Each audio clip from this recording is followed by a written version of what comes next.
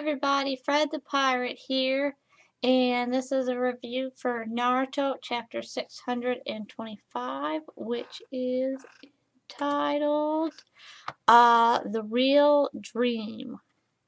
So pretty much in this chapter we pick up right back right where we left off last chapter, so we're still in the flashback.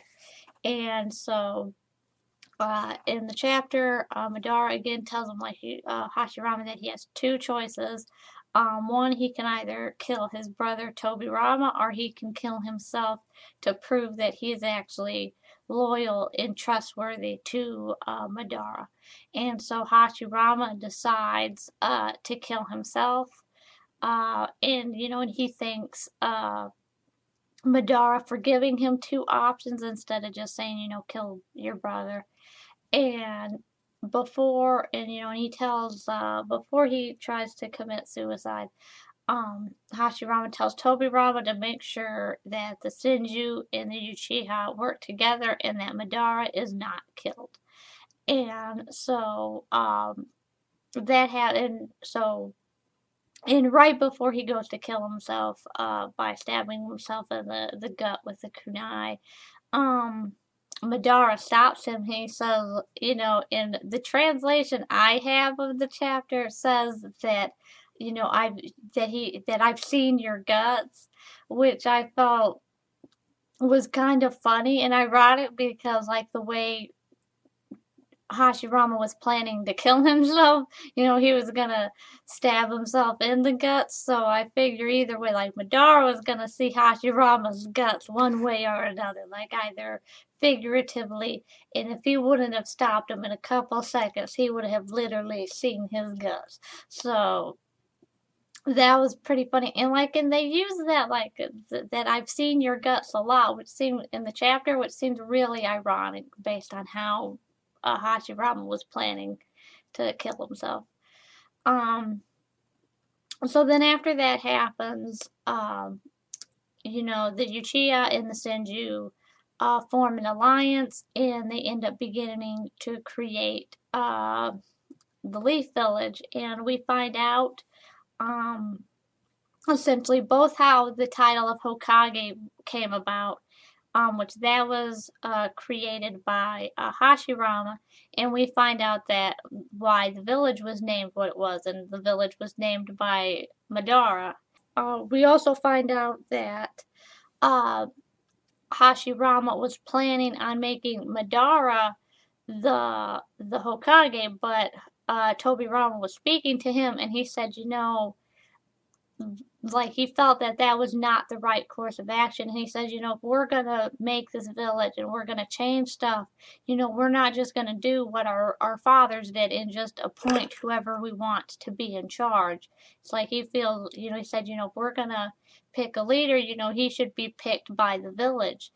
And he says, I don't have any issue with you wanting to nominate Madara, but I don't think you should just say he should be Hokage, and he points out especially that he says most people, even the Uchiha, feel that you helped create the village, that you are the primary creator of this, and and that he was, an assistant creator. And if we do have a Hokage, they should be democratically elected. And another reason why he gives that, Hashirama rather than Madara should be Hokage is because,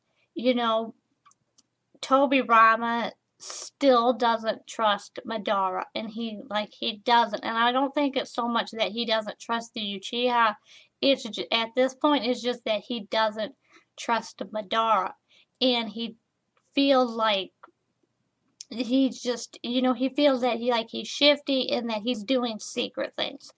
And he feels like he's not being transparent about what his goals are, or his allegiances, or his motives. It turns out Madara was eavesdropping on Hashirama and Tobirama, and we find this out because we see this leaf with a hole in it that Madara used as inspiration to name the village. And so we cut to a part where Madara is in the Uchiha shrine, and he's showing this rock that has a prophecy on it, or I guess some type of message. I'm assuming it's a prophecy. That says, that if two opposite forces work together, that true happiness can be achieved.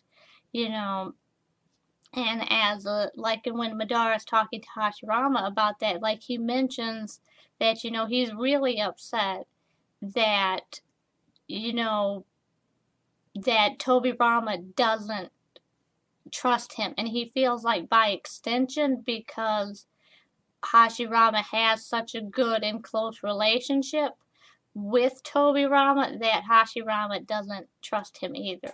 And he mentions to, like Madara mentions to Hashirama, it's like, I'm afraid that when you step down from being the Hokage, that I'm not going to become the second Hokage, that your brother will, which is what happens. And, and I'm afraid that because your brother does not trust my clan to an extent, which he doesn't, I don't think Tobirama is hateful to the Uchiha. I think he doesn't trust them a lot, which I think makes sense because he's been fighting them and his family's been fighting them for generations. And I imagine that there's probably Uchiha who trust the Senju as much as Tobirama trusts the Uchiha.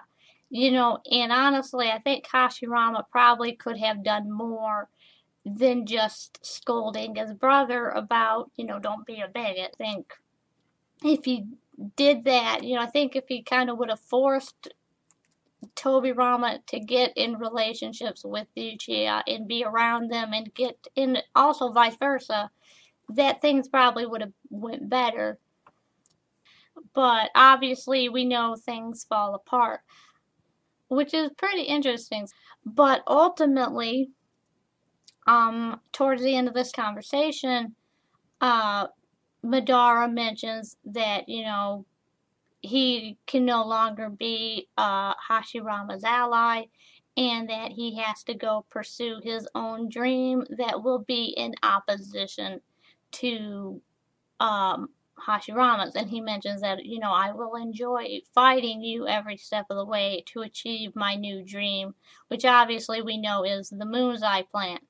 Although, I have to say, given how long this the manga's been going and how much of a big deal, Madara becoming evil is, and I think people trying to speculate why he became evil, like this really seems to be a really lackluster and anticlimactic reason for him to be evil, which is that, simply like he becomes evil because, he doesn't think Tobirama trusts him, and by extension, he doesn't think Madara, like Hashirama, trusts him because he feels like that Hashirama would side with Tobirama before he would side with him.